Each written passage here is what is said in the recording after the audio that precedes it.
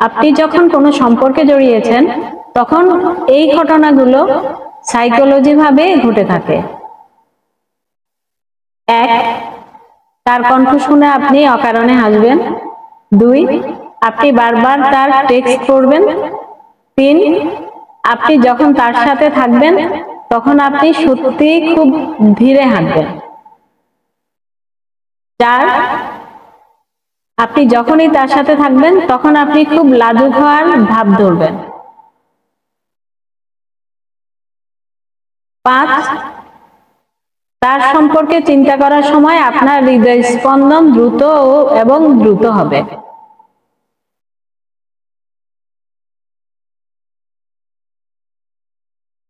ছয়, তার দিকে তাকালে আপনি আপনার চারপাশে অন্য কাউকে দেখতে পাচ্ছেন না, আপনি কেবল তাকেই দেখতে পাচ্ছেন।